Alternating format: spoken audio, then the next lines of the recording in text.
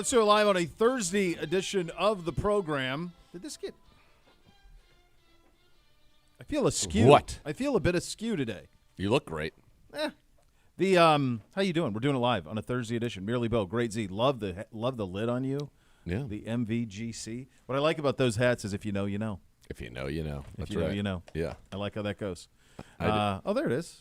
There's a guy we're going to hear from momentarily. Jim Schwartz walking right by here. The great Murph. Very pointed walk and conversation. Yeah, This is a presser I always look forward to. I'm excited for this one. The Schwartz pressers every single week. Those I look forward to. A very great deal, sir. This will be the first time, though, that he's had to answer questions about an uneven performance. So I'm curious to see how he handles that. Yeah, and it's the RPO game that you talked about, and then it's the fact that they were run on for the first time, like kind of run right at. And so Jonathan Taylor got some stuff going a little bit. No, they're really good in the interior of their line, and Taylor looks to be back to fully formed. So that's part of it. But, yeah, so you're going to get a little bit of questioning. So we will have that for you. Obviously a busy day here. We had Deshaun Watson talking earlier. He had a lot to say. We will have some of that for you as well as the program goes along. AVP did he go earlier? And then we'll have that tomorrow. He's gone. Tomorrow we'll Coach have that. Coach is up. In the meantime, here's Coach Schwartz. You're done. I think we might have had some frost on the. Yeah. Well, love it. All right, guys. What do you see out of Geno Smith? I see a veteran player that's sort of survived some of the bumps of some early setbacks. I think he's an inspiration to a lot of players that don't have immediate success. But his stick-to-itiveness, his ability to keep working, persevere, and obviously improve have shown these last couple years. I remember having a conversation with him after a game he was playing with the Jets, and he was back up and hadn't played. And, I told him, I said, look, eventually you're going to get another chance. Make sure you're ready for it. And because I had played him a couple times early in his career. And he certainly has. We're going to have our work cut out for him. He's throwing the ball very well. He's really efficient, very accurate with his passes, high completion percentage. And, I think that he's really, a good role model, a good inspiration for a lot of players that may have struggled early in their career. And if they stay on track and keep improving, that they can eventually have success. I think you didn't do as well against the Colts as you guys have done well the first whatever. Yeah, well, pretty much everything. We didn't stop the run very well. We couldn't control the first and second down sticks, and mainly it was because of the run. We weren't as firm as we need to be on the inside. Missed some tackles, gave up some big plays. We were poor in the red zone, which continues really to be a thing. I'm really disappointed in our red zone. I thought we'd be further along in our package, and I know it's new, and we didn't get a lot of time on task early in the season. But, we need to have urgency to be better in the red zone. That game's a lot different if we can hold some field goals right there. But, we're a good third down team too, but in that game we weren't. About the only thing that we were good in was what we had sort of struggled the first part of the season, which was getting turnovers, and that was really the difference in the game. I was also proud of the players, it seemed like every time we put a fire out, a new one sort of popped up, and sometimes you don't have your fastball and you got to scrap and grind, and that was a grind for the guys. But they kept their head in the game. They kept playing, and as much as anything, we were able to come up with a 4-minute stop at the end of the game, which put our offense in a position to go win it, and then we were able to seal the game with the sack forced fumble. So a lot of stuff that certainly wasn't up to character for us, and stuff that we need to do better and improve. But we did make plays in the game, and that sort of, I don't want to say counted it, because you want to play good football, but it made up for the fact that we didn't have our fastball and we weren't playing good. It's sort of, baseball. I know World Series is coming up, but you got a hitter that, strikes out 3 times in a row and then hits a home run in the bottom of the 8th, hits a 3-run homer. That was sort of the way we played football. We want to have a little more contact than that. We want to put the ball in play. Was RPOs a surprise at all? Oh, no. I mean, they stayed pretty much like the RPO game, the actual throws on the RPOs was really only one, and we just need a bigger contact on that one. But the scramble, if that's what you're talking about, his more keeping the ball. Yeah, no, I mean, he had done it in all their games, and Richardson had done it. I think there were some of those games when he came in after Richardson was hurt that they were shying away or not doing those things. But certainly we were prepared for it. We just didn't execute very well. We missed a lot of tackles on the quarterback and weren't in really good position. So I think that was probably the biggest thing. Able to rank Miles's first half in terms of other amazing performances that you've seen over the years? Can you kind of put it in some kind of context? Well, I have to stay in character there. 4-2. I mean, right? I mean, if we're gonna say 3-2 when it comes to somebody's performance, but yeah, let's be for real. That was a performance for the ages. The 2 sacks, the 2 strips, both of them. One we scored on defense, the other one the offense scored off of. Blocked kick, an amazing blocked kick. About 8 tackles. I mean, 8 tackles is hard for a defensive end to make. And, maybe one other thing that sort of flies a little bit below the radar, we lost Alex early in that game, and Obo was struggling with his ribs. And, sort of hats off to Obo because he was playing on half a body, but he was trying to keep going out there and tough it out for us. But Miles played just about every play in the second half and was still able to come up with plays like that. And that's just another tribute to him as a player. I mean, it's not ideal. We don't really, want to go there with playing every single snap. I think that, over the course of the season, over the course of games, that's not a great strategy. But when you need to, he certainly proved that he could. And, that was a great individual performance. We had some others. I thought Jordan Elliott might have played his best game that we've seen him play. He's really, really improved for us. He's starting to master the technique of attack. He's a big man. Saw him get a sack, but not just a sack, but his presence in the inside run game has really, really improved. So 4-2.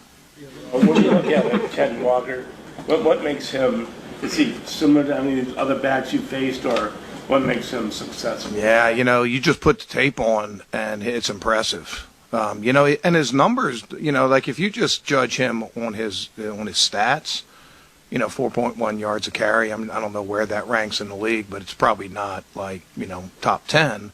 But you put his film on, and it gets your attention right away. The broken tackles. He's really hard to bring down. He's got quickness and he has power, and he can threaten all the edges of your defense. Just because you have him hemmed up doesn't mean he's, that you got him completely bottled in. He can go all the way out the back door. He's really good at setting his blocks up. He's really an outstanding young player, and some of our things that we struggled with against the Colts, particularly the inside run game and allowing them to control the game with the run. And when we played well on defense, particularly Titans and 49ers, after that first drive against the 49ers, we were able to control the second down game. We're going to work for him, or work cut out for us. But yeah, he's an exciting young player. I didn't really know him a ton from last year because hadn't seen him and didn't really cross over very much with those guys. But he gets your attention really quick, and he's a good young player. The RPOs are relatively new to the NFL, 10 years, whatever. And with your defensive style, just attacking going forward, it would seem to be the play to run at your defense. Do Do you find it frustrating to defend that in your system? No, I mean, it's just life in the NFL now. It spreads you thinner with gaps because you have to account for an extra gap with the quarterback. So I don't think it's anything that's, necessarily frustrating or anything else. I mean, it's something that's fairly common. It used to be you didn't see it very often, but now you see it more. And it's not just like, Tony, when we talk about RPO, that's the run pass option, and a lot of RPO is they have a run called and they're throwing the ball off of it. They're reading a particular player and they're ripping the ball in and getting the ball out quick. Think Eagles in the Super Bowl run with Nick Foles. But you add the extra layer of quarterback run. That's probably, I'd say, the run option, not the run pass option, but the run option creates an extra gap. And we have ways to handle in our scheme. We haven't executed them very well so far this year, and it's certainly something we need to improve on. Play something that you have to worry about going forward? 100%. 100%. And, we've talked about it in the past. We've had a couple plays this year early in the game against San Fran, and these two plays where, we jump off sides and then we don't finish the play, whether it's in the back end or up front. And, our message is we don't necessarily need to try to get back, just go shut the play down. Just keep on going and shut the play down, so that we don't put our corners in that position to have to go play those balls where the offense has license. So, we're a get-off team. We're an attack team. There's a bit of cost to doing business with that, with offside. We don't want to be offsides in critical situations like backed up or third down and short or 2-minute and things like that. But there's going to be some times where we're going to be offsides, but we can't allow them to turn. They need to be 5-yard plays, not, 55 or 80-yard plays or, whatever we've given up. But that's definitely something that's on our radar. And something that we need to address and improve. We already have addressed it, but we need to do it on the field. The first step is don't be offside. The second step is either shut the play down or do a better job of finishing the play. And a lot of times you're dealing against human nature. Like just a natural reaction. Your natural reaction is to try to get back or to sort of but we need to do that better. Miles said that he thought maybe the center was doing something with the ball that made him jump. Did you notice anything? Were they doing anything different? Yeah, I mean, everybody's going to try to do stuff like that. They're going to try to do whatever they can to gain an advantage. They know we're a good pass rush team. They know they have players like Miles out there, and they're going to try to negate that. And whether it's hard cadence, whether it's a little bit of movement or, stuff like that. Sometimes I think offenses can put themselves in a little trouble, but we put it on tape. So we're going to have to deal with it. And, if people think they can gain an advantage, then, they're going to keep on trying. If we go a good stretch without it affecting us, I think we'll see offenses do it a little bit less. You've got an interesting roster makeup in Seattle. They've got some really veteran guys like Geno and Bobby Wagner who played a ton of football. They also have more rookies under 53 than anybody else in the league.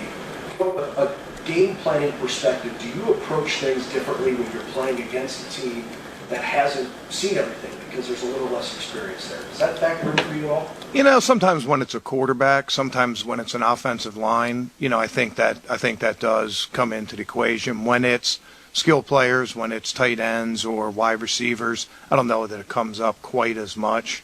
But they also have, even though they have a lot of rookies out there, they've third year in this offensive coordinator? Yeah, third year in Shane's offense. So they have a lot of time on task with their other players, and even though they have a lot of young players, they can get those guys. So, I think that if those players were concentrated in a certain position, maybe there'd be something there. We just need to worry about ourselves. We need to execute ourselves. We need to execute. We need to execute well ourselves. Some of you English majors got to clean that up for me. Yeah, I don't know, but we have to do a better job of executing and worry about ourselves. There you go.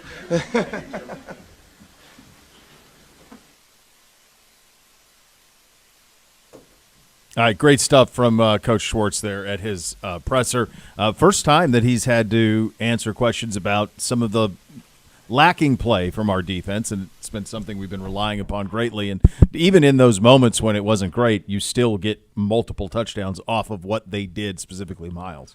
Yeah, and our defense was able to take the football away, and it was, a defensive turnover that ultimately iced the game for Zadarius Smith. His first sack as a Brown, the 10th forced fumble of his career. For Obo, the first fumble recovery of his career, and that's how you ended it. So while they gave up things that were uncharacteristic, and he even said, we got to be better in the red zone, and by the way, he's right about that. That's one of the areas where we have struggled. We're 28th in the NFL in red zone defense. We're 32nd in goal-to-go defense. Now, Seattle, you flip it around, they're struggling as well. They're 32nd in the red zone, 31st at the goal line. So this is a game that will be determined by these two teams' ability to stop the other from having sevens and force them into threes when they get into those scoring situations. And that's somewhere where I think that he would say we can get better and we will get better. And that's really the key, I think, for the Cleveland Browns in this game against a very good and very balanced Seattle offense that's going to be, in many ways, it's going to do a lot of things that our defense saw throughout training camp. This is a 12 personnel team, a 13 personnel team.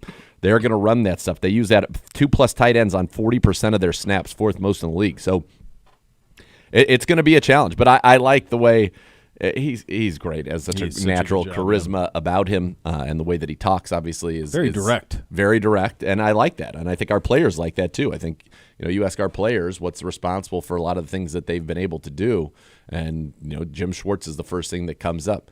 Here's Uno, by the way. Look at the great Uno. Uno had a wisdom tooth removed. Write that down. This morning. Come again? And he's here. No anesthesia. Hold the phone. What? Yeah. Get him on. We need Uno on Uno. Can he talk? Uno literally tells me last night as he's walking out, hey, I have a dentist appointment in the morning. I'll be in as soon as I can. I go, okay, hey, all good, man. Just tell Uno to stand by the TV over your shoulder in the Anarella position. Can he talk? Yeah, there he is. Let's refer to it as the Anarella position. Can you speak? I had no idea why you laughed yesterday. He didn't realize I didn't realize that Anarella was hiding. Well, and in the context of yesterday, it was just the perfect spot. Yeah, it was hilarious. Where he would be. Can Uno communicate? Yeah, I think. Can you communicate? Yeah, I can. That's unbelievable. It's unreal. I got to get my wisdom tooth pulled. It's long overdue. I haven't done it yet. There's no way it's got to happen. That anybody's performing that without knocking me out. Same. And I'm out for the day. Everybody says that I'm terrified about it. Everybody says you got to get it done like on a Friday, and then you'll be back like on a Monday. Uno, you had your wisdom tooth pulled this morning? Yeah, but I don't think it's like the normal procedure that they do, because I think it's a lot closer into my mouth. So like he was able to pull it really quickly without me having to go under or anything. Like it was a much simpler Why process did they only than take I one? Why only one? Normally when you get your wisdom teeth long story, but only one. Do you still have my others? Ones aren't bothering me. There was only one that was bothering. Okay, so yeah, usually you go in, you get them all. Okay. So he told me he had a dentist appointment. That's our Uno update. So I'm thinking, it's unbelievable. I'm thinking crazy. It's like, hey, dentist appointment. It's 45 minutes. Maybe you got a little pain. I'm like, hey, he'll be in. It's like 10:15, and I'm like, I guess maybe I got to start ready to carry podium for him today. Yeah. He comes in. There's like gauze in his pie hole. I'm like, what are you doing? And he goes, I got a wisdom tooth out. And I'm like, it's unbelievable. What? Griff's like, Griff's like, he got a wisdom tooth out. I go, didn't they drug you? He goes, for sure. No. Not he even goes, local? They shot it with Novocaine. I go, how about a local, Twilight? So you got Were you local. a Twilight? He goes, no. It's wild, bro. That's I'm insane. like, what are we doing? That is absolutely insane. Can I interest you in a new segment sponsored by the CCMC? Your Uno update. Your Uno update. Yeah. You like that? Yeah. Yeah, I think we got sponsored by the campus. Yeah, sponsored by the campus. I like it. We have, and we had another new segment. We have several because we had the further review. After further review, and then we stumbled into another one with Gibby meeting update. Yeah, Gibby meeting update. A new segment sponsored by the CCMC. Gibby meeting one. update. Yeah, so we have those things to look forward to, which are very, very nice. I enjoy all of those things.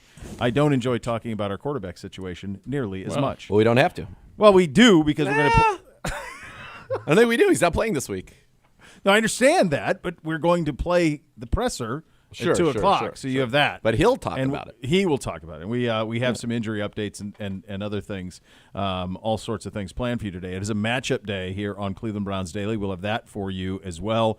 You are listening to Cleveland Browns Daily, brought to you by Ballybet, sports betting partner of your Cleveland Browns, now live in Ohio on 850 ESPN Cleveland.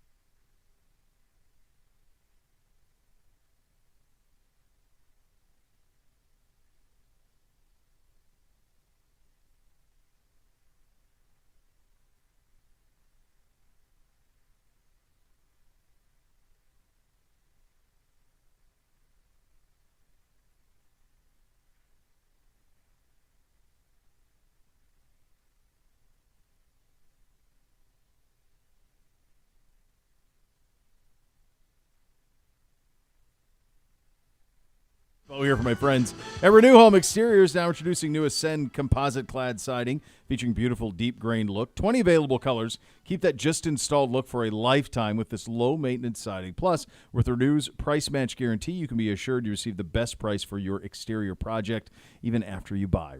Review Home Exteriors, superior products and superior service. Visit RenewEstimate.com for more. Before we get into the hot topics presented by Vivid Seats, official fan experience partner of the Cleveland Browns. So I told you NBC and his buddies are going to do the skeletons from Karate Kid, and we're working on a shower guy and all the other things that are required. And he's like, "Well, Dad, I've never seen that movie." And I said, "Well, have a seat." And how then about it? I looked at it and I said, "This is long," and I hadn't seen it like in its real form, start to finish. It's great. Yeah, there's a lot of down stuff though, man. Like it takes a while to get going. It takes a long time before we start to fight.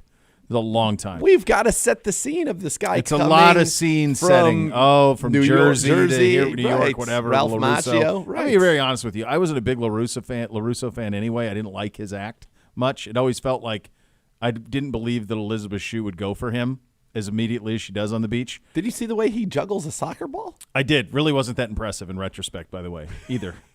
Quite honestly. Not much. Couple on the right like knee, the maybe idea one that on the like a left high knee. school, like it was something that would put her in awe, which is something that like any 3-year-old would be able to do. Juggle a football on a now knee.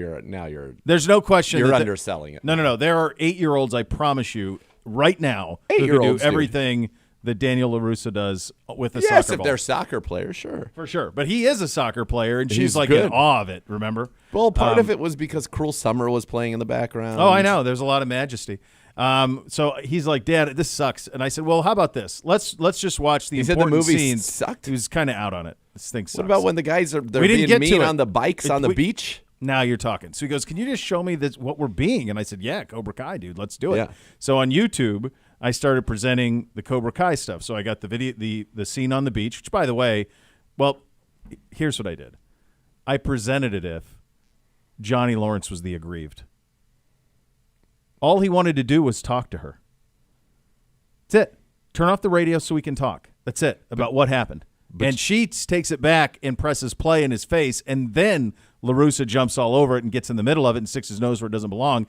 Then it's LaRussa who puts the hose of water on Lawrence while he's using the facilities, at which point they chase LaRussa out, and they are hijacked by a karate master in the chase down. Okay, hold on. So that happens. Hold on a second. Then all of a sudden they come to the You're dojo. and ignoring the threaten him. fact that they catch him and beat him up 5-on-1. Well, my God, he put water on him. What do you want?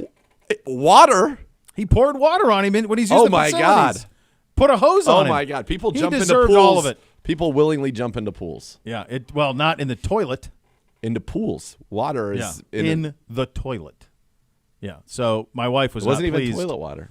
I'm not sink pleased. water. My wife was not pleased by the line that I was using that Johnny Lawrence was the aggrieved, but it really was very fun for me.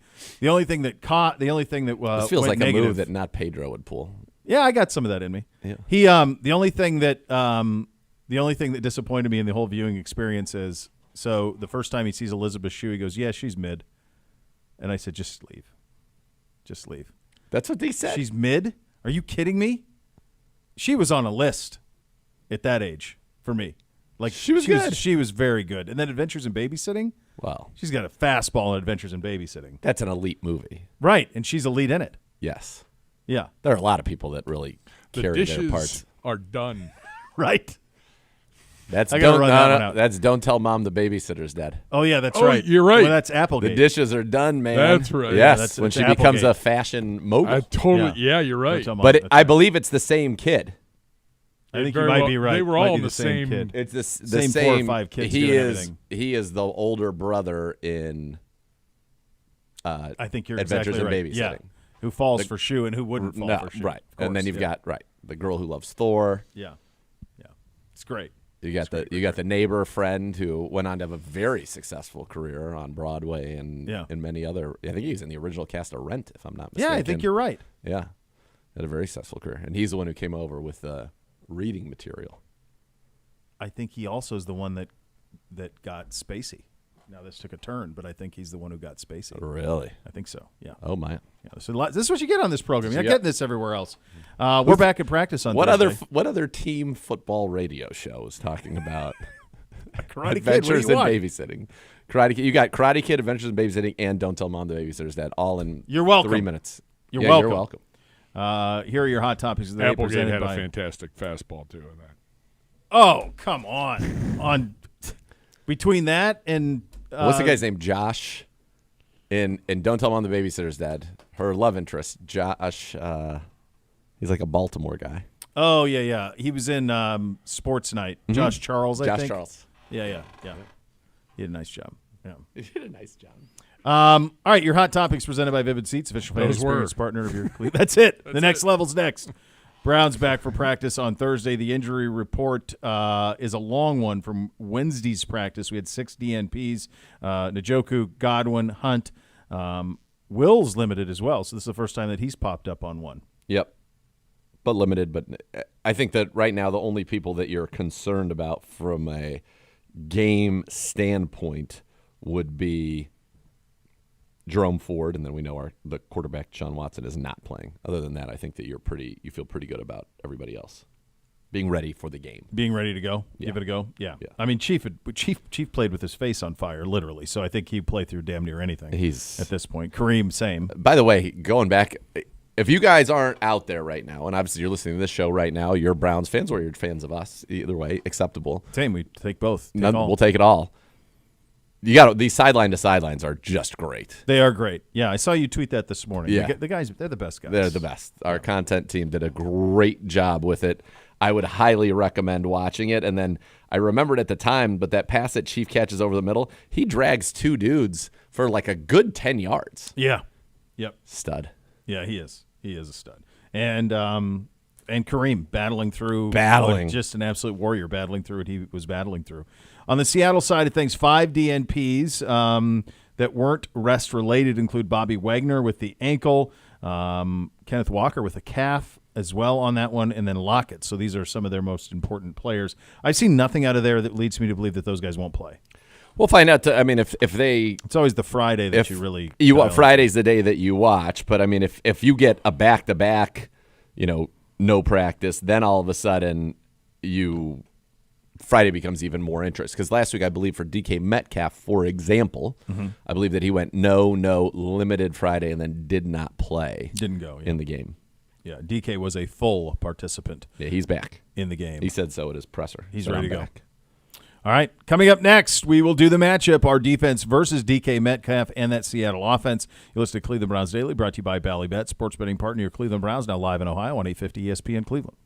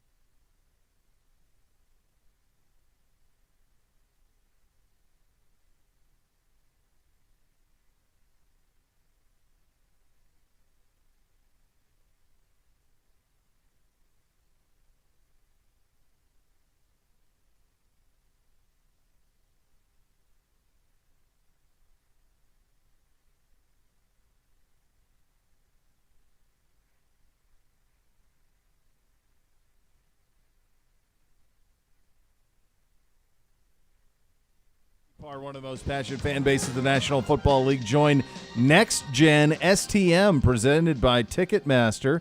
It's the official wait list of the Cleveland Browns. Being a Next Gen STM is the best chance to become a season ticket member in future seasons. Visit clevelandbrowns.com/waitlist to reserve your spot today. Now time for the matchup, presented by Ballybet, a sports betting partner of your Cleveland Browns, now live in Ohio. We will start with our vaunted defense versus that what could be very healthy Seattle offense. And for that, we go to Dr. Z. Oh, baby. Gibby over your shoulder perfectly. Gibby. Hello, lurking. Gibby. He really is. Look at him There's Gibby. lurking there with joy on his face. He's got Udo back there without a wisdom tooth. It's unbelievable. It's unbelievable. All right, so what to know just stylistically when you see this team. They're only in shotgun 58% of the time. The league average is 67.9%, so they're 26 there. They are under center 30% of the time. That's 17th. They are in the pistol 13% of the time. That's third most in the league. And as I mentioned earlier, from their personnel groupings, they are going to have 2 tight ends or more on the field on 40% of their snaps, fourth most in the NFL. Again, the league average there is 27.8. They do a lot of motions, and they do a lot of play action. Their play action drop back percentage is 27.3. That is fourth most in the NFL. So who do they have? Who are the principal players? Well, quarterback. They've got the AP Comeback Player of the Year in 2022. That was Geno Smith, first quarterback since Rich Gannon to make his first Pro Bowl after his 10th season in the league. He did that last year, completing 70% of his passes, franchise record, 4,282 yards, franchise record, 30 touchdowns, 11 picks, and a rating of 100.9. For his career, Geno Smith, 26-31 as a starter, 63% completions, an 85.8 rating, but that's not who he is anymore. That's encompassing a lot of things for a career that began in 2013 as a rookie, and the season in which he had 6 rushing touchdowns as a rookie. He now has 9 at this point in his career, so only 3 after that first year. This year, 4-2 as a starter, 68.6%, 1,391 yards, 7 touchdowns, 4 picks, a 93.6 rating. He did lose a fumble. He has 52 rushing yards, has not rushed for a touchdown. They can run it very effectively. They've got 2 second-round picks that they will lean on, Kenneth Walker and Zach Charbonnet. Charbonnet, in his rookie season out of UCLA, was their second-round pick this year. Walker, out of Michigan State, was their second-round pick a year ago. Walker, coming off of his first 100-yard game of the season last week, had 26 carries for 105 yards on the year, 450 yards and 6 touchdowns. He's 8th in the NFL in yards, 4th in touchdowns, and 6th with 4 runs of more than 20 yards. Charbonnet, in limited duty, 23 carries, 109 yards, 4.7 a pop. He's got 6 catches for 36 yards. They have talent on the outside. They can throw the ball to DK Metcalf, who leads the team with 337 yards, receiving 15.3 a catch. He was a Pro Bowler and a first-team All-Pro in 2020. Tyler Lockett leads the team with 27 catches. He's got 289 and 2s. He was a Pro Bowler in 2015 and a 3-time All-Pro from 15 to 17 as a returner. In his 2 games against Cleveland, he has 10 catches for 130 yards and a touchdown, and he did, in fact, score in that 2015 game. He's been around that long in his 9th season out of Kansas State. Then they got a couple of rookies. Different paths, but similar production. Jackson Smith and Jigba, their first-round pick, 20th overall, coming off a career-high 63 yards and a touchdown last week without DK Metcalf. He's got 20 for $173 and that score, just 8.7 yards a catch. And then there's Jake Bobo. Oh, baby. So we had a guy in our fraternity named Daniel Robertson, who was from Savannah. So he became Savannah Dan. Then he became Stabana Dan. Yep. And then he became Stabonis. And then he became Bobo. And so that's a long way to get through from here to there. That's why I gave you step by step. Yeah, the step that got him. The step that got him to Bobo is the one I'm. Wouldn't have happened without Arvydas Sabonis. So you got Stabonis, and then he was Stabonial, and then from Stabonis you got just Bobo. Bobo, yeah, I like it. Bobo, or bonus sometimes on our group chats. To this day, still Bobo. He one time exclaimed in a subway in New York City. We were all in New York City together, going out, and it was late. Yep. And we were going out, and he said as only he could, "Don't worry, guys. I'm a creature of the night." So that we still use that one. That still gets a lot of run. I mean, put that on a T-shirt. Creature Bobo's of the night. Creature of the Night. Creature of the Night. Yeah. He also was very sad at one point. He was at a formal one year down in Orlando, Florida. Sure. And he and his girlfriend broke up. Okay. At formal, which is no fun for anybody. Not a good time. And he was very sad about it. And he looked at her and he said, "But Meredith, I thought we would be together forever." Jeez. The legend of Bobo. You didn't know you would get. No, Thank you, Jake Bobo. That's what you get. That's what you get when you got Jake Bobo. You got a Jake Bobo, rookie out of Duke, who had 4 for 61 and a touchdown last week. It's career high in yards. He's got 8 for 112 and 2 touchdowns on the season. So that's who they are on offense. So you'd say to me, man, they sound pretty skilled. They're tight ends. They got Noah Fant, former first-rounder. He's averaging 16 yards a catch. They got Will Dissly, only 6 for 56, and then Colby Parkinson, 11 for 132. They'll play all these guys. Those guys, all 3 of them played over 30 snaps last week, between 31 and 35 snaps last week, all 3 of them. 35 Fant, 33 Dissly, 31 Parkinson. So they'll be out there together. So what's the weakness of this team? The weakness of this team is the offensive line.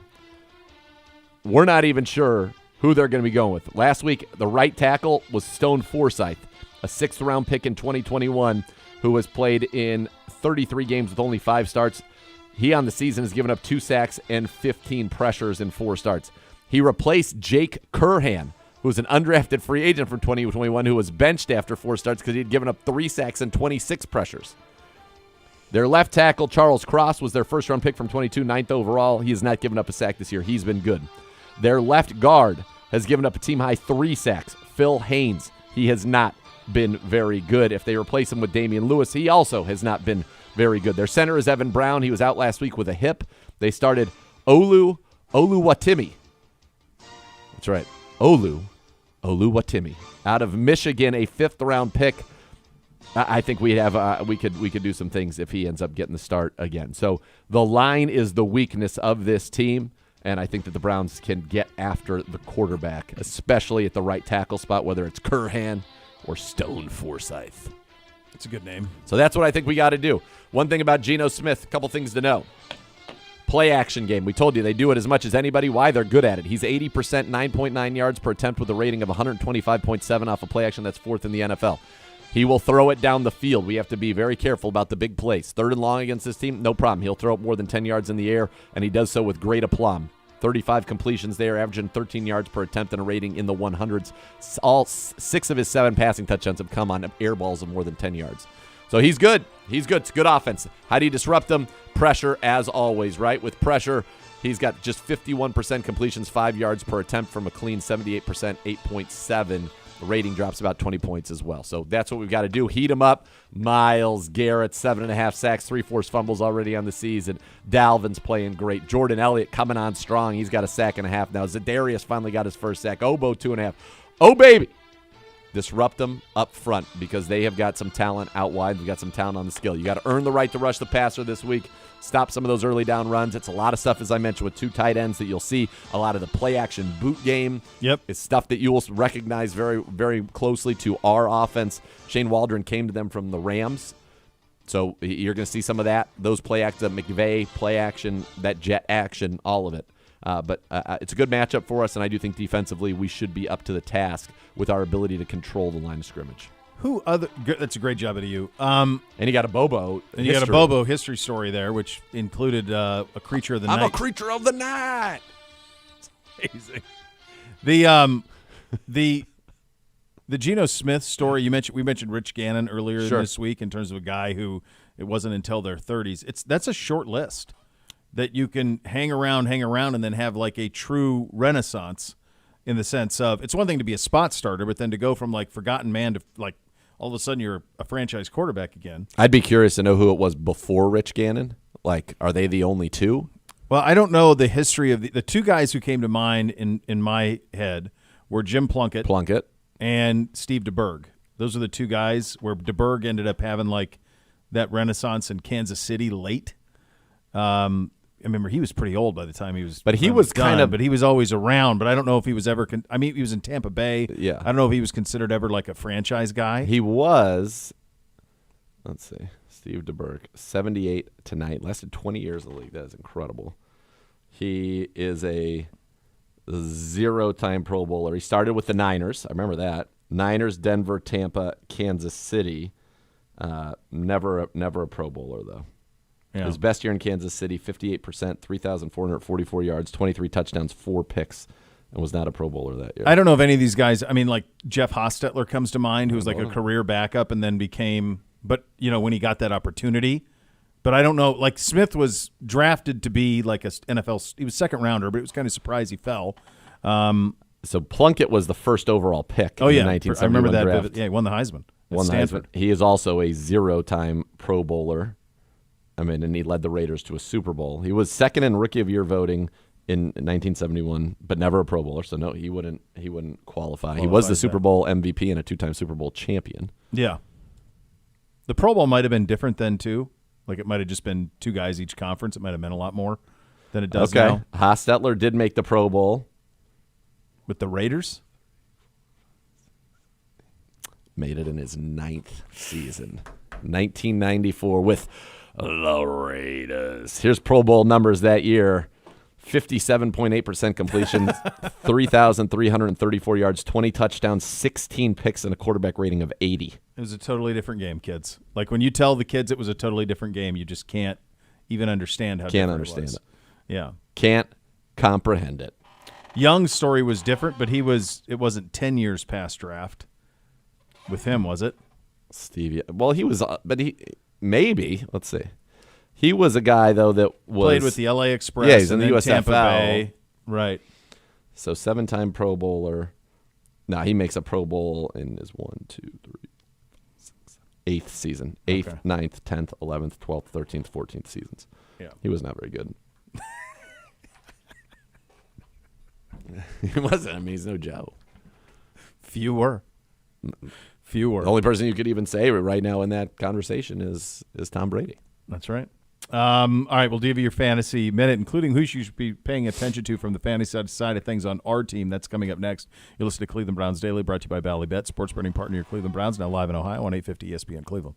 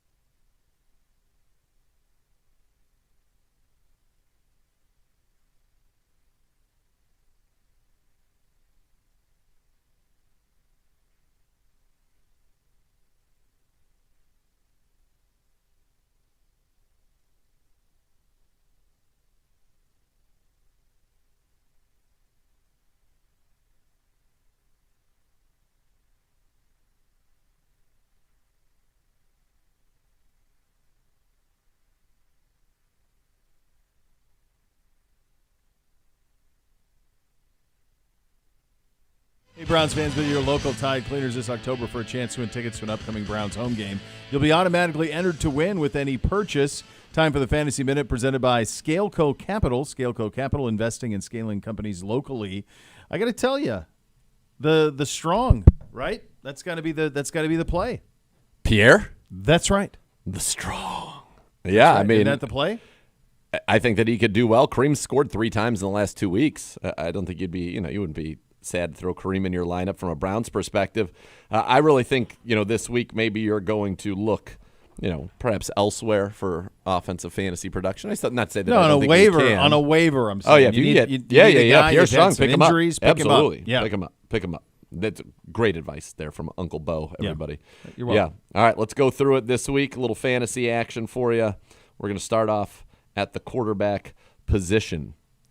So you're going to play the normals. We know that. But who are some guys that can help you out this week? No teams on a bye. Who's maybe a pickup and play that I like this week? C.J. Stroud coming off of his bye week. I like C.J. Stroud. I think C.J. Stroud is legit, and I think he's a good fantasy quarterback as well. Carolina has been dreadful all year, so I think you can have a nice fantasy day there. Jared Goff bouncing back against the Raiders on Monday. That's pretty much a lock as far as I'm concerned. And then I think, Gardner Minshew continues to be a fairly impressive fantasy quarterback. So I like Gardner Minshew as well. Running back position for you here in Week 8. Again, you got everybody at your disposal. If David Montgomery is out, Jahmyr Gibbs obviously have to start him, must start him. He will be continuing. I think he's got a chance to be really, really good. I like Isaiah Pacheco against Denver this week because they're dreadful. I like Bijan Robinson and Algier against Tennessee this week because I think that Atlanta will be able to handle their business there, take care of them. Deonta Foreman, all he does is ball out when he's given an opportunity. It's wild, isn't it? And nobody wants him. I don't get it. No, I don't know. Every time he plays, he plays. He's like 800-yard games since the start of last season. Played at Texas. It was the same thing there. Like he had these moments of brilliance, but then it's like they would stop giving it to him. It was the craziest thing. I remember one year because I always track the Heisman. Yeah. And I remember one year, like halfway through the season, he was on my list. Yeah. At Texas. Because wild. You're a voter. Me too. Oh, I like to. Yeah, that's true. Well, not true. Darrell Henderson for the Rams. He is kind of taking over that starting job there while Kyron Williams is out. And then I love Gus Edwards this week. I say get on the Gus bus against the Arizona Cardinals. I think that's a good one for you there. All right, let's go to the wide receiver position now as we go through. Again, you ought to know the studs. Adam Thielen, if at this point, if you haven't figured it out, he needs to play every single week for your football team. I like Nico Collins as a little bit of a stack when you've got C.J. Stroud going. Addison as well in Minnesota. I think he's becoming a number one, especially while Jefferson's out. Play him every single week. I like what they're getting Terry McLaurin a little bit more involved. I think you keep rolling with him. Zay Flowers, to me, is always a start as well. So those are the guys that I like at receiver. And then tight end, where it's a position that there's not a whole lot going on outside of the top guys. But Dalton Schultz, I'll go back to that Houston team again. Coming off of his bye week, he might be available for you. If Dalton Kincaid is on your waiver wire with Dawson Knox out, I think he's got a lot of value coming off a career high last week for them. And then Jace Ferguson, the Dallas tight end, also coming off a bye, somebody that you might find on your waiver wire, and you're able to go grab them and get them in there. For defenses this week, you're streaming Ravens against Arizona, elite. Philly against Washington, elite. Kansas City against Denver, elite. Jets against the Giants, elite. Love that one. Detroit against Las Vegas, I like that one quite a bit as well. So those would be the defenses that I would be looking to go scoop up for this week. There is your Fantasy Minuto. NBC's league, where he's had all these injuries, we have used 14 of our total 25 ads already. Yep. For the whole year. Yep. You get 3 ads a week. And like he barely has enough people to play every week because he has so many people injured and there are no IR spots and there's only like 5 bench spots. So like you're at the end of the line in terms of what you. It's outrageous. It's so frustrating. Somehow the kid's 6-1. Yeah, of course. No clue. Not somehow. No clue. He's under your tutelage. Well, he would consider it my yoke. Your tutelage. And he's still mad because I wouldn't let him draft 2 quarterbacks in the draft, but all of his clown buddies did. Well, it's not hurting him. No, he's fine. I said, you're doing just fine. You're welcome. Yeah, thank you. You're welcome. This is what I do. Yeah, right. These are the things that I do for you, kid. All right, second hour of the program coming up next. Deshaun Watson from the podium coming up at 2 o'clock, 2:15 AVP. It is a mailbag edition of Cleveland Browns Daily. Already seeing a bunch of fun stuff coming in from you guys, and we will get to that as well here in the second hour. You're listening to Cleveland Browns Daily on 850 ESPN Cleveland.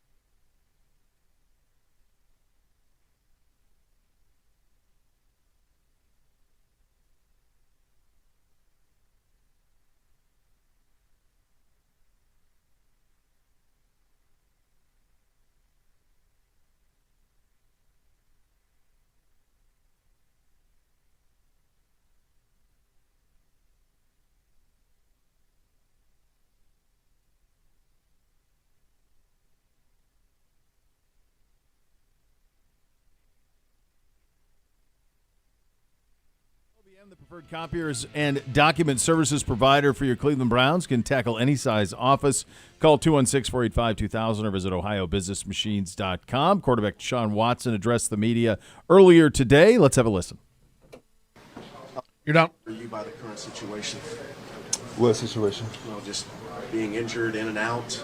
I mean, all I can really do is control what I can control. And, that's right now is just rehabbing, trying to come back as strong as possible, as soon as I possibly can. And that's all I can really do right now. Did you rush it last week? I don't know. I mean, the time limit for, usually rotator cuffs are 4 to 6 weeks. I felt during the week that, I have the opportunity to play, right at that kind of 4 week mark. I just didn't have the strength and things like that to be able to go out there and play a full, complete game. So, the medical staff, Kevin, decided to, hold me out so I don't, do anything worse to it. So. When are you hoping to play again? As soon as possible. So, we just got to go, through the process again and rehab and get back with the docs and try to strengthen it as much as possible and get the pain away and try to get back on the field as soon as possible. Do you think playing last week set you back in your recovery? I'm not sure. I'm not sure if it did or if it didn't. At the same time, I wasn't 100% last week. I just try to, like I said before, go through the game, go through the process of see if I can make the throws, make the plays. I thought I was ready, wasn't ready. At the time, I took a hit, took a blow right to the same area. Once I hit the turf on that last play, I guess, that I was laying down. Same situation. Boom, hit that. So it was a little shock, and it possibly could be. So I'm not sure. Deshaun, you look good on Friday. Like you were throwing with velocity when we were watching you out there. Are there days where it feels good and days where it doesn't? I mean, I wouldn't sit here and say I was feeling perfect on Friday. I was pushing through it, so because I'm a competitor. But I felt like I had enough. But at the same time, though, you got to realize the reality. The reality in practice is very controlled, especially Friday. You call it Fast Fridays for a reason. And the fact that you can't put in until you actually go out there is on Sundays, and bullets is flying. You got to be able to react and not think about each throw and not know where you're going to throw the ball and how you're going to throw the ball and the velocity, the speed, the tempo, all that stuff. So we got a little taste of it in 3 or 4 drive series, and it just at the end of the day it just wasn't right. Deshaun, when they came out to look at you, I guess you cleared a concussion test or whatever. At what point though during that evaluation did the shoulder become the concern and not a potential head injury? The concern was the shoulder from the jump. I didn't know about the concussion until I went in the second time. So the spotter from up top and the lady came down, and that's when I came out, then I went back in, that's when we did the concussion thing. And I was surprised too. I didn't know that it was concussion because the whole time when I was down and the docs came over, we were speaking on the shoulder. So I cleared that then, and I tried to go back in. And then, Kevin, AVP, and the docs came over and spoke to me. And, I wanted to go back in, but, it's a team decision, and I felt like, of course, being the competitor, I wanted to play and try to, push it through. But at the same time, what's like I said before many times, like what's going to be the best situation for the team? And 10 was the best situation. Deshaun, in general, right now, I hear speculation. I see things written that perhaps maybe that you don't want to play. So can you just address the notion? I wouldn't ever want to play. I just worked my ass off for 2 years to get back to playing. So why wouldn't I want to play? This is what I've been doing since I was 6 years old. So why wouldn't I want to play? I see the same things. I see all the narratives, this, that, the third. I mean, all that stuff is just trying to cause controversy and commotion. I'm fine. I'm happy. I'm not happy with the injury. But, I'm in a great space mentally. I'm in a great space spiritually. Physically, everything else is in a great space except my shoulder.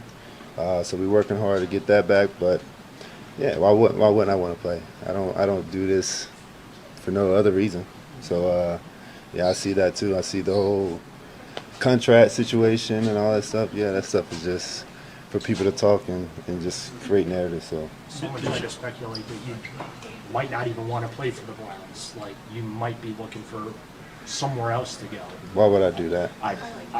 I'm not saying it. I'm just saying that's just someone national. Like, threw that out there.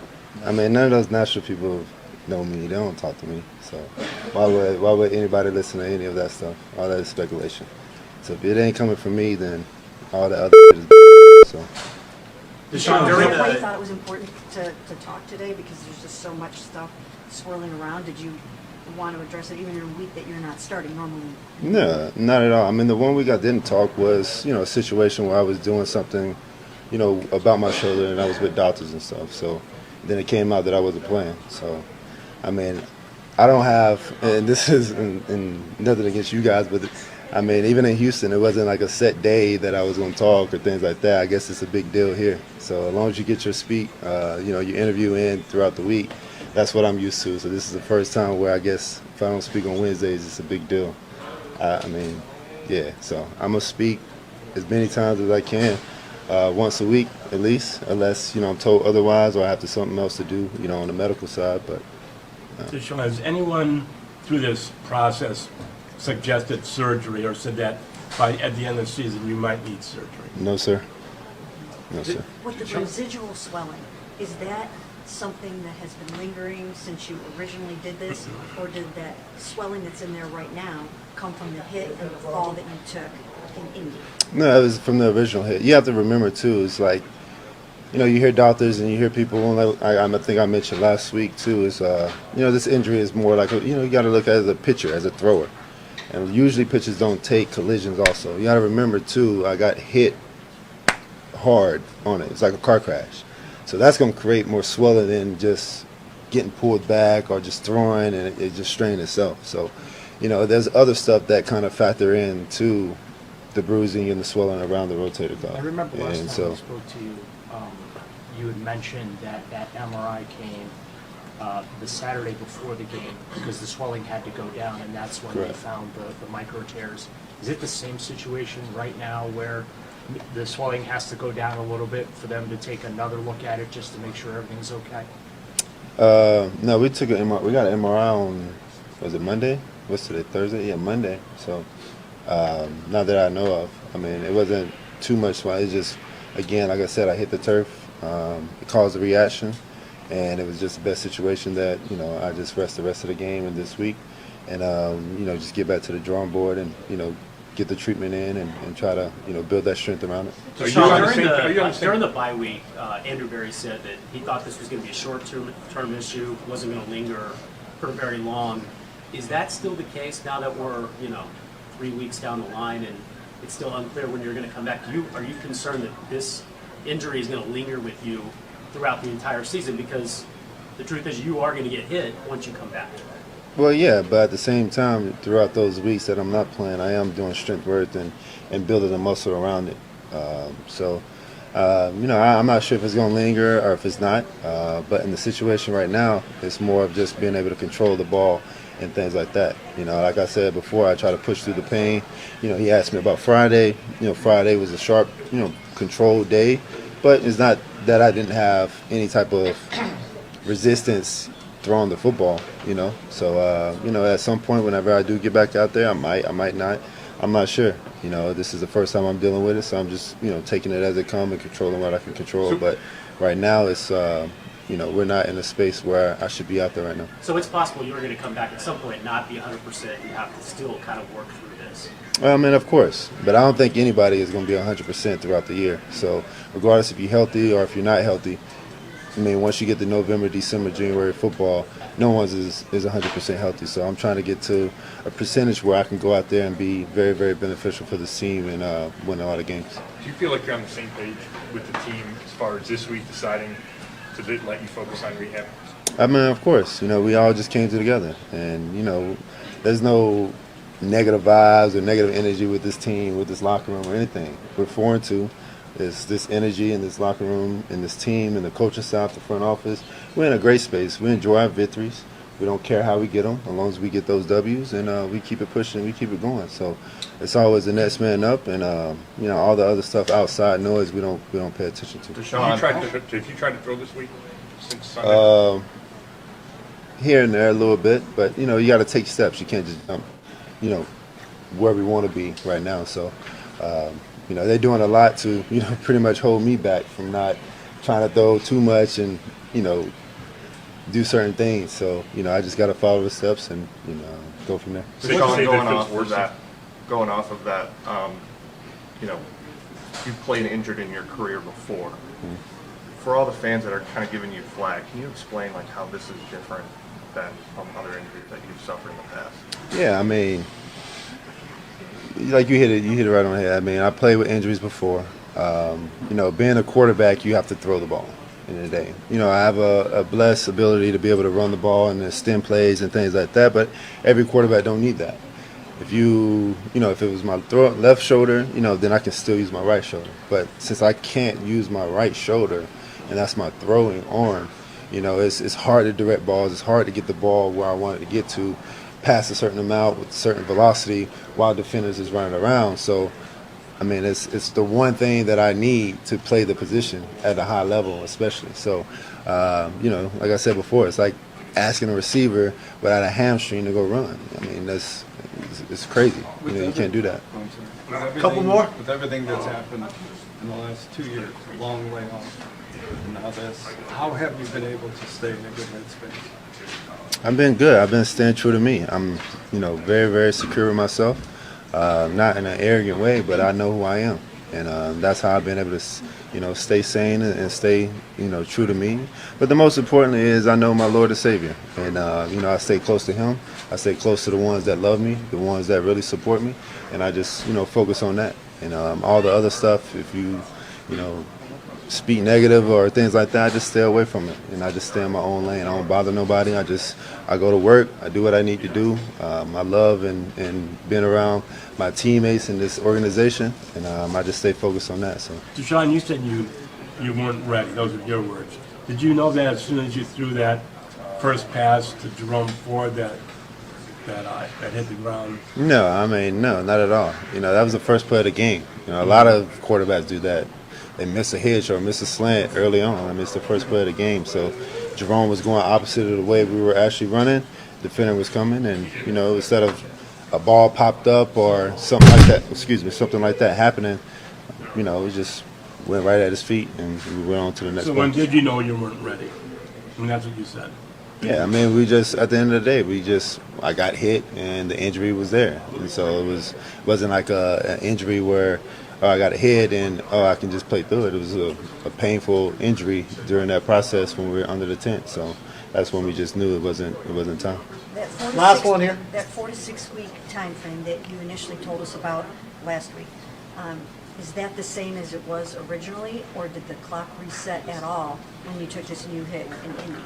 I mean, the 4 to 6 time range. I think that's a generic timeline for just the normal, just rotator cuff, and I think I'm saying that because that's what the research says. That's what doctors typically say for pitchers and baseball guys, and all the research that we done did. But I mean, it can be longer. I don't know. We just don't know until the staff, back at 30. Staff to the coaching staff to myself feel very, very comfortable that I can go out there and be the quarterback people saw in Tennessee. Then we just gotta take it day by day, and I think that's what Kevin has been saying, and that's what he's been trying to say. There's no certain timeline on on certain injuries. Some people bodies react differently, and people way they come back react differently. So it might be shorter, it might be longer. And that's why I said it could be tomorrow, it could be next week. I don't know. We just have to take it day by day. You're up. Well, that's about as forthcoming as you can be. That's all of it there. Deshaun Watson at the podium addressing every question asked his way in a 15-minute period. All right, what we're going to look like offensively, you'll hear from Alex Van Pelt on that coming up next. You're listening to Cleveland Browns Daily, brought to you by Ballybet. Sports winning partner, your Cleveland Browns, now live in Ohio on 850 ESPN Cleveland.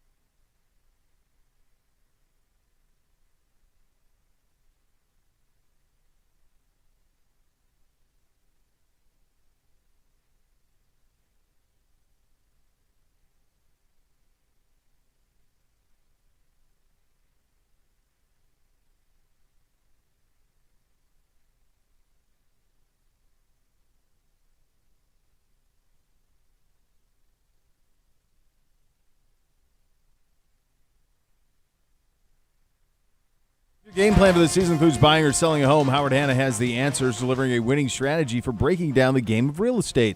As the market leaders in Northeast Ohio, more buyers and sellers trust Howard Hanna to be their winning team. Visit howardhanna.com/GoBrowns today for more. And now, as part of the matchup, let's do the offensive side. We head to the podium and Alex Van Pelt. You're down. Really, more than anyone, understands, kind of what Deshaun is going through when it comes to the shoulder and people questioning whether or not he actually should be playing or not be playing. Can you talk about how, you really get it? Yeah, I mean, it's a tough spot to be in. I mean, he, like I said last week, he's a thrower. And when you can't throw at 100%, then it's tough to go out and play. It's not by lack of want. I can tell that. I know he's frustrated. I know he's trying to do everything he can to get back on the field with his teammates. And he showed that last week. He came out and fought through, got back, had some practice time late in the week, and tried to be out there on Sunday. Yeah, I know he's frustrated. It's just part of the deal. I mean, when he's healthy, he'll be back, and we just can't wait to get him healthy.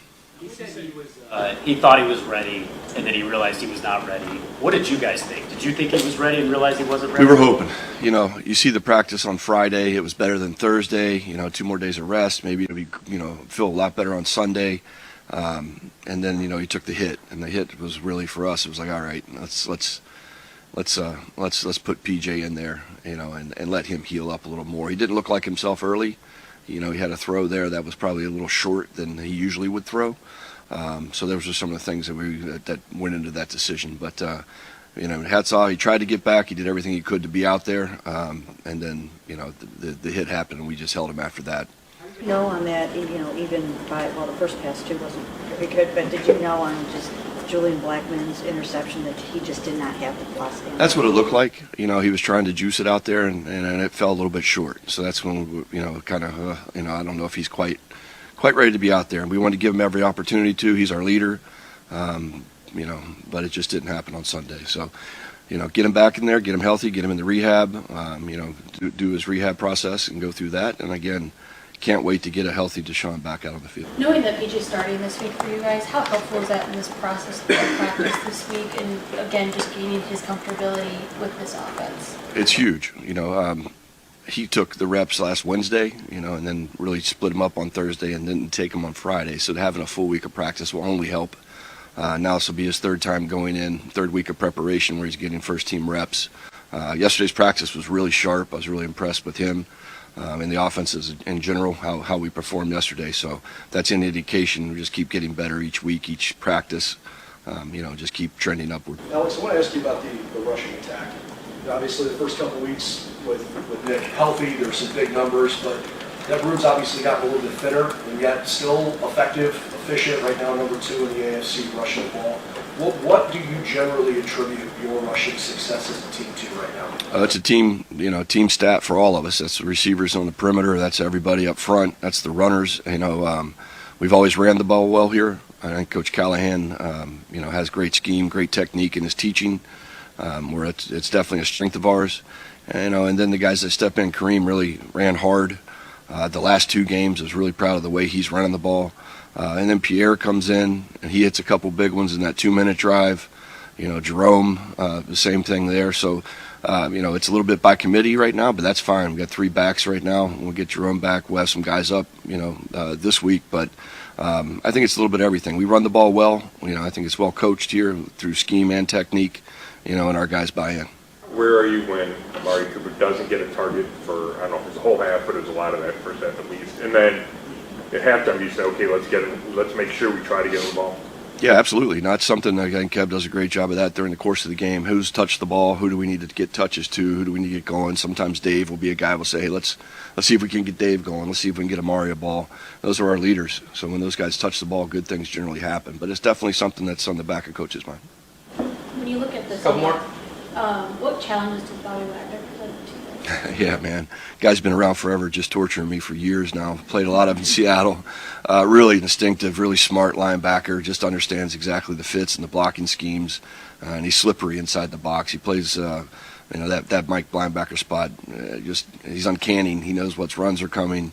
And he's a good guy in the pressure game as well. They like to bring him a lot on pressure. So just a solid veteran. That's tough to he's seen a lot of football in his day, and it seems like the game slows down for him.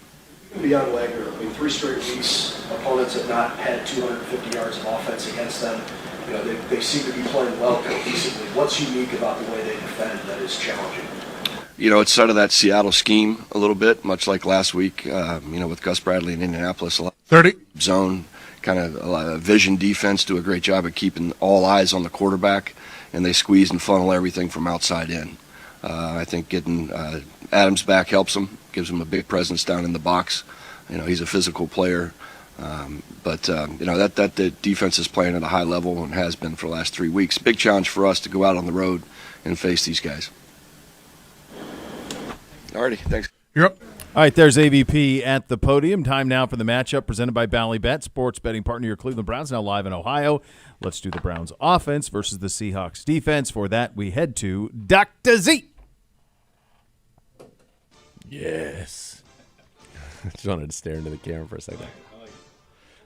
So you heard AVP talk about how good they've been since Jamal Adams has come back. Well, since Jamal Adams has come back, the Seahawks are number 1 in the NFL, giving up just 237 yards per game since week 4. They're very good against the run. They give 3.49 yards per carry. That's 3rd best in the league. 87 yards rushing. That's 6th best in the league.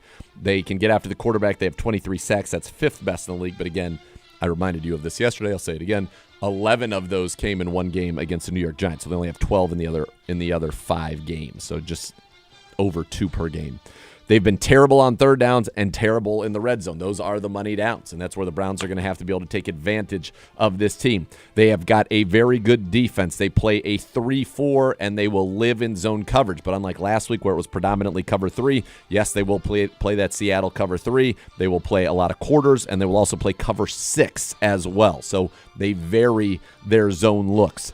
Up front, they've got Draymond Jones has a couple of sacks. Their big free agent signing. They got Jaron Reed back with Seattle for a second stint. He leads the team with 4 sacks. He's played very well. They've got Mario Edwards Jr. That's the 3-down lineman. Then you get to the 4 linebackers, 2 of which are typically actually linemen, edge defenders. One is Boye Mafe, their second rounder a year ago. He has a sack in 4 straight games.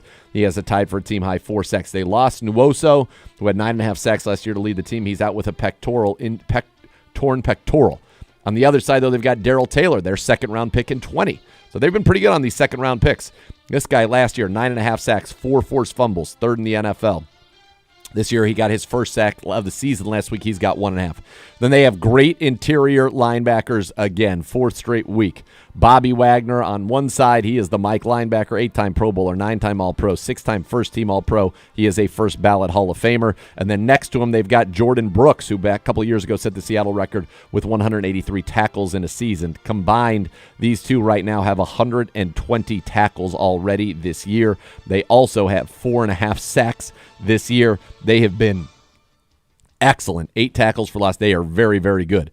The back end, also very good. You heard him talk about Jamal Adams, a 3-time Pro Bowler. They kind of use him as a big nickel, as a linebacker. They get him down in the box, and he is very good against the run. We know he can get after the quarterback as well. He's got 21.5 sacks. That's the most by a DB since he entered the league in 2017.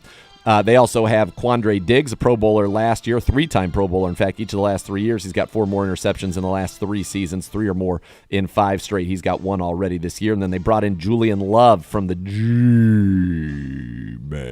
Last year, he had a career-high 116 tackles, 2 interceptions. This year, no picks yet, but 45 tackles. So they have safeties that can run. Their safeties are smaller. Quandre Diggs only 5'9". Adams is the bigger one, 6'1", 213. Love, 5'11", 195.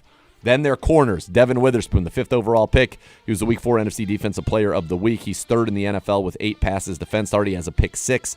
He's given up just 48% completions and a 57 rating in coverage this year. He's been excellent.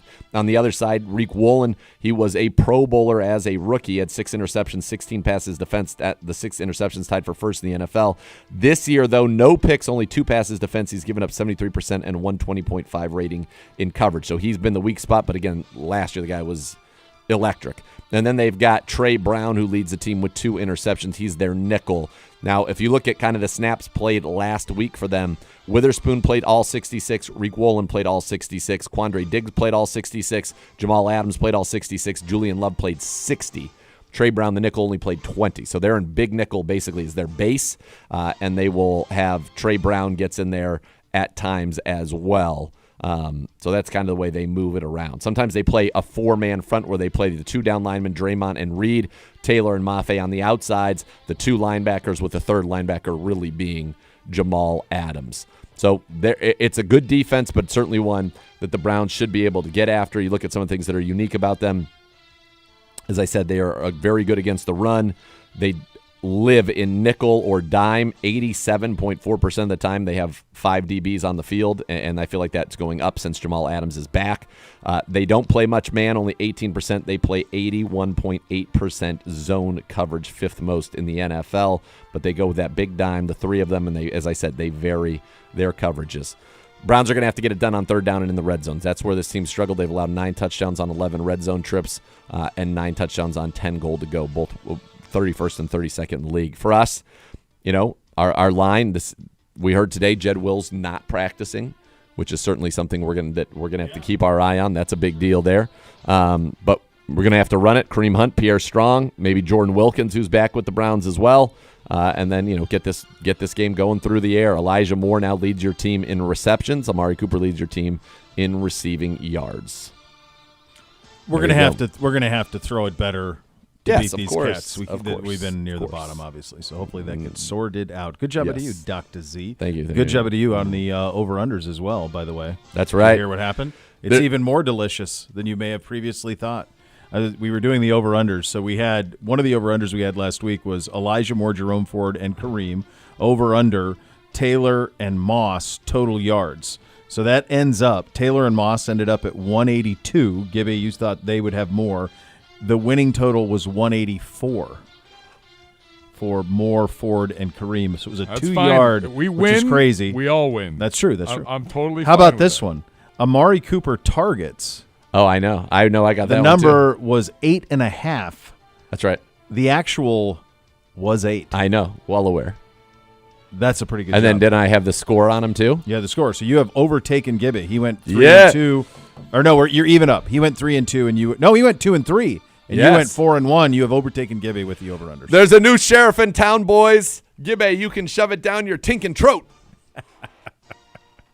To no one's surprise. It is a Mailbag Thursday. It's coming only a up matter next. of time. You're listening to Cleveland Browns Daily on 850 ESPN Cleveland.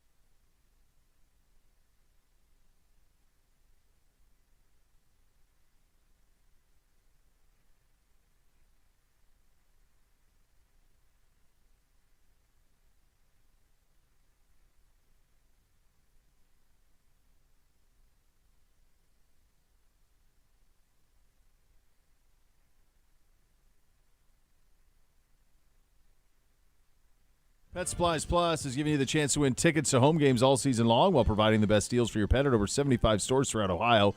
Enter to win at clevelandbrowns.com/Pet Supplies Plus and receive a coupon to use at your local store with your entry. Pet Supplies Plus, a proud partner of your Cleveland Browns. Time for a Mailbag edition presented by the Cross Country Mortgage, the official mortgage partner of your Cleveland Browns. When it comes to financing, they're going to get you home. Visit ccm.com today. Equal housing opportunity, NMLS 3029.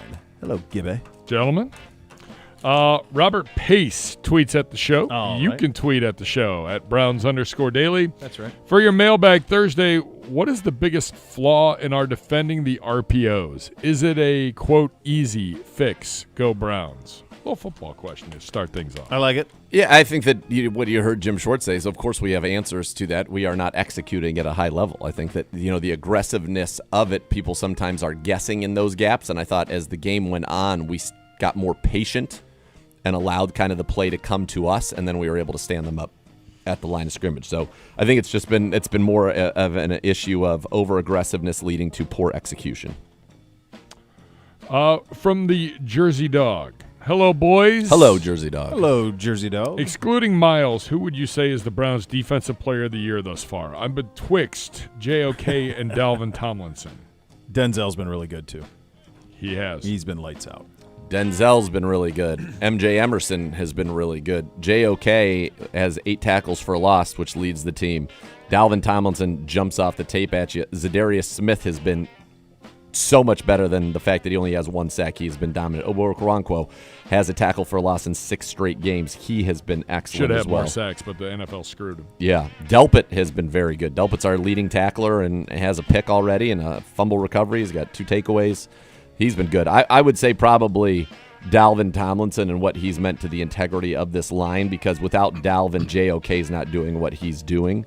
So I'll go Dalvin Tomlinson, but Denzel will be a great one. Delpit would be a great one. MJ Emerson would be great. I mean, a lot of guys are playing well, which is why this defense is doing what it's doing. Tweet at the show at Browns_Daily. Preston, favorite cold weather meal? Chili. Beef soup. I was just going to say, good chili. There was soup. a Beef good soup. Lasagna soup. There was Had some that kind last of chili last today. week. No, so good. That's a rich I feel like we treat. might have run So it back good. a couple days in a row. But Chili? Yeah, there was a chili today. Was that brisket chili there? Yeah, it was the that's what it was. It's good, but the brisket's almost too big. Too stringy. Too stringy and big. Oh, too much. Okay. Yeah. Yeah. Browns backers, North Jersey. All right. I know this is more in line with Bo's morning gig, but 3 things. Love it. 1, when you start merch, will there be a Notorious VIC t-shirt to honor the man who birthed the show from his loins? I would assume. Obviously, and that's what the shirt will say. Of course. Yes. It will be him in the Notorious B.I.G. look, and then it'll, from the album cover, and then it will It's say, him as the baby with his head on it. I already have the picture. And then it will say birth from his loins. Birth from his loins. Yep, that's it. And we'll sling him. Who was the teacher/coach who inspired you the most? My high school football coach, Tom Trammer. Great man. Great. Just one of the guys. He was the history teacher and the PE teacher, and then he was the athletic director and the football coach. And one of those dudes who just attacked like every day positively, and it rubbed off on everybody. I mean, he's the best. The best. I would go with Mr. Jerry Sheets, who was our history teacher as well as a Vietnam vet, and was just like, he had the most integrity, I think, of anybody I'd ever met. He was like, had a kind of steely reserve, nerve to him, and he was awesome. I liked him very much. He just passed away, unfortunately, so R.I.P. Mr. Sheets. And then Mr. Morneau, which was our golf coach, he was the AD from Hawaii, and he was just like the funniest, most upbeat, positive guy ever. No Pedro listed. No. Miss Stone, by the way, as well. Good job out of her. She's great. Yeah. English teacher. Yeah? Yeah. Very good. Very good. Miss Stone. Even better. Trey Carey tweets at the show, favorite thing to do in Seattle? I've only been there one other time. It was 2015. It's an awesome city. It's a great walk-around city. We never get the chance. Yeah. I mean, if you're No the area around the stadiums is cool. The Pike's Place is awesome. Pike's Place. It's Yeah. great. Gotta go to Pike's Place. It's beautiful. The Space Needle's cool. Yeah, Space Needle's really cool. It's just rainy sometimes when you're there. If you get a beautiful day, it's hard to find a better place anywhere. Mount Rainier looming in the distance. it's awesome. Beautiful. The It's a good Puget town. Sound. You don't realize how big it is, because it's so far out there. And I've often theorized that that maybe that's why I think it's harder for stories to come out of there. Like maybe that's how the Russell Wilson thing, like the disconnect between him and Carroll, lingered for so long because it's so difficult for like national media to go. Could you imagine if that just dropped that team and make them the Browns, Russell Wilson? And oh my God, no, that's it. It's so far that. I just think it's almost on its own island. Russell, how would you respond to the fans that are saying, that are talking trash about you? Jeez. Oh, man. Seattle's a good town. It is a good town. It's big. My favorite thing that I've ever done in Seattle was attend WrestleMania 19.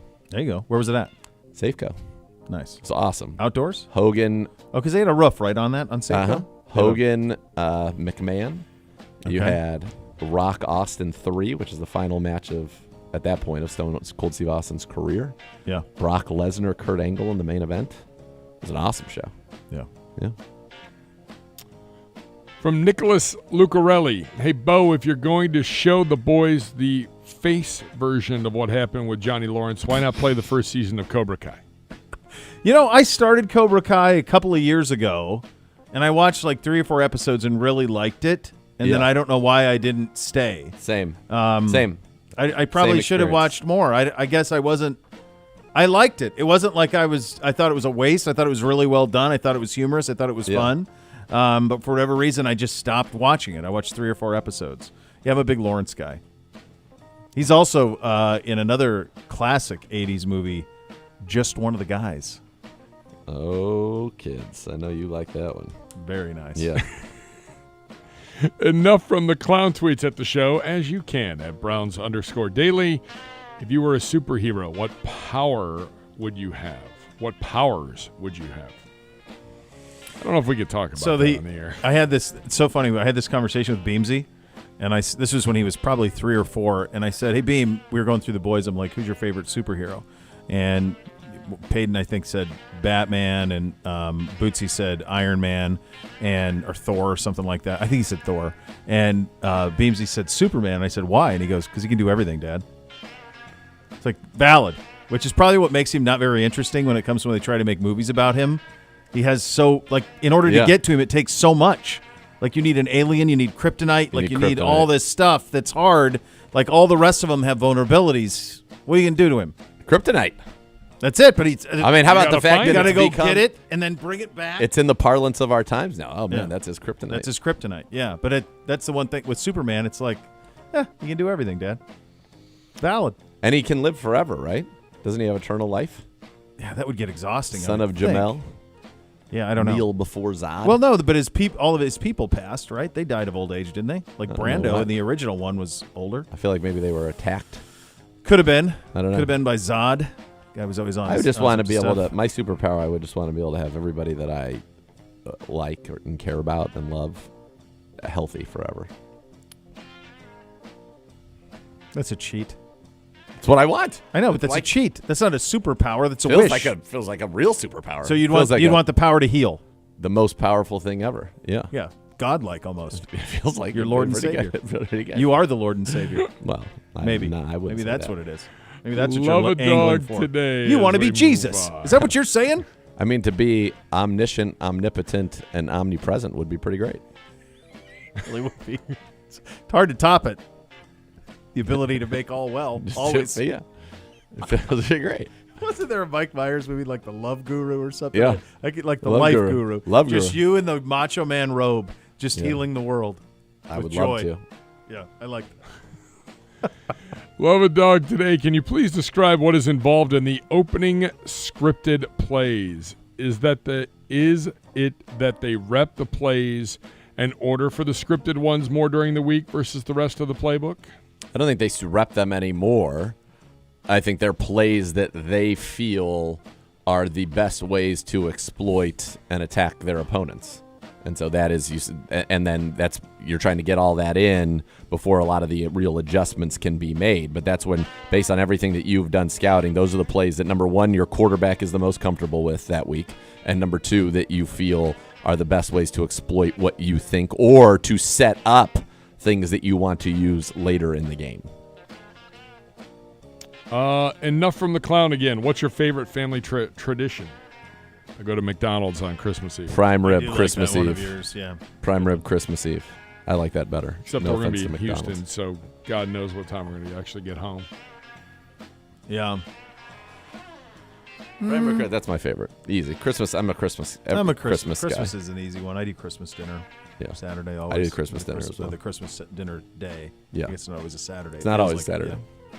Feels like it though. Yeah, it does. A lot of wins. So whimsical and free. Greister. All You right. guys enjoy cigars? You enjoy the finest in libations, but the only time I recall a mention of cigars was from the Hoff induction celebration. Yeah, I try them. I have two things that feel like they would fit with my lifestyle, and neither one have taken. Number one is flip-flops. I can't wear flip-flops. I'm a slides guy. I don't like the thing in between Same. the toes. Agreed. So I'm The whole anti-flip-flops. toe-thong thing. I can't stand No it. thanks. And cigars. Like, I love the idea of a cigar. It matches and pairs well with bourbon, which I enjoy, and it feels like I like the vibe of like relaxing and enjoying a cigar. But every time I have one, the next day is a disaster, and I don't particularly like the taste in my mouth, and I have a hard time getting it out. So that's why. I've smoked all sorts of great cigars. I've smoked Cubans, and the stuff we had with Hoff, like incredible high-level cigars, but it just doesn't take. I enjoy it. I enjoy it from time to time. I'm not somebody who goes and takes a cigar on the golf course. That's just not something that I would do, although I do know people who do. My partner at Muirfield, in fact, that day, had a stogie with him the entire round. But I like them. I don't like the after effects of them as much as I enjoy them. And I think that's what you're saying. I like the about cigars idea here, and then the reality of the aftermath is typically unpleasant unless apparently you have 3 of them at the Hoff's party and then somehow go to bed at 4 a.m. and miraculously you're fine the next day. Yeah. I don't know. Mr. Hamp, I got a bunch of college Hamp buddies the champ? coming into town in January for my 40th birthday. They've baby. never been to Cleveland. Being as though it's probably going to be cold outside, where do you think I should take them on a Friday or Saturday night? I'm going to give you a piece of advice. Go to Florida. Go celebrate that 40th birthday party elsewhere. Yeah. Go on Do the road. not You're right. come Take it on the here. road. I like that out of Gibby. Take this show on the road, baby. It's dark at Hamp the 5 champ. o'clock. Take this Get show on the road. hell out of You here. won't see the sun No. at all that time of year. No sun, no frivolity. No. The only no. thing that Go on the road. the only thing that I usually do in January that is fun is like indoor golf simulator on a Saturday night or a Sunday afternoon. You can watch NFL playoffs. That's not bad. That's great, but I'd like to the just go simulator. actually play real golf in the sun after Or a day you at could the just do beach. that. Just do Exactly. that, Yeah. Get out of here. It's Don't. like February. Once football season is over, it's pretty grim until about April 28th. And honestly, that's being generous with March gives you a few days that are good that make you it makes think you like excited. it's back, It's and fool's then, gold. and then it's fool's gold. It is. March totally is fool's Pyrite. gold, and then April largely sucks. Yeah, It's windy and rain. April. That's it. Yeah. David Whalen, which superlative were you or should you have been in high school? I was most likely to succeed. Same. Nailed it. Cleveland is the reason. Gibby, would you rather be tall and bald or short with hair? Tall and bald. 100%. Fantastic. 100%. Yeah. Red at work question to Larry all three. David made being bald awesome. What is your Halloween costume this year? If not partaking because you're an adult, what is your best costume of all time? I have a authentic Maverick bomber jacket pretty good. with the help of Mr. Previtz That's pretty that I good. procured. That's pretty solid. I mean, I went as a doctor a lot in college for the obvious advantages of that. It's a good move. I obviously, if I Stethoscope. do anything, I will obviously have. Nobody gets hurt. Nobody gets hurt. It's for safety. You wanted. You I kind just of were wanna trying. know. I'm trying to. You're trying to be like me. Heal the world. That's it. That's all That's you all I wanted wanted to to do. Make sure everybody's healthy. As a kid, I had an actual jumpsuit from a naval aviator, so That's pretty cool. I was a good Yeah. Maverick, and I put the Maverick patches on it and made it as Maverick as possible. Obviously, my Macho Man robe, which is elite and the real deal, is always a good costume. But my best in college, I went as Robin Hood one year. Oh, that's strong. Which one? Like Men in Tights version or Costner? Men in Tights. Oh, baby. And I was a man in tights. And it was... That's a scene, man. It was one of the most fun nights of my life. We'll end this way from Brian is sorry. Love you guys. Best way to keep up with the Browns when on deployment. Thank you, sir. Thank you for your service. Yeah, for sure. And the app, right? Be the easiest? Yeah. Yeah, that'd be the way to do it. And Kip, we're size L's on the T-shirts. Just FYI. Gibbe, are you 2X, Gibbe? Yeah, 2 or 3. Do you want to be 2 or 3? 3. 3. A little loving. He wants to go 3. So much more That's to come. a sheet. You're listening to Cleveland Browns Daily on 850 ESPN Cleveland.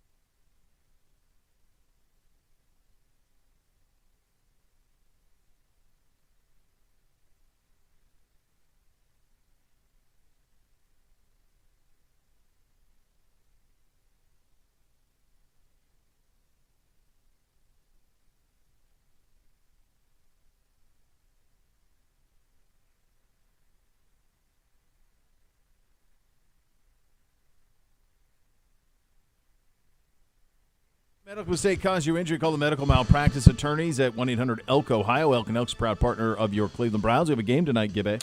Thursday night foosball. Tampa Bay visiting Buffalo. Starting tonight, the Bills play every game in primetime or at 4:25 the rest of the way. What? And I feel like we've seen him a lot in primetime already. Well, get ready. 4:25 or primetime through week 17. Nobody circles the wagons after a disappointing finish last week like the Buffalo Bills. Bills by 90. 90. 30-30. It's a Thursday. Is it, It though? Could, it could be the other way. I kind of want it to not. It could be a Thursday reverse with what you're saying. For the right for people, me. for the people who know, Right, for the it could people be who the know. right. All right. So we agree on You're that right. then. We do agree on that. Okay. Or do we? Next Level's next. Cleveland Browns Daily, 850 ESPN. Crack Cleveland. the code.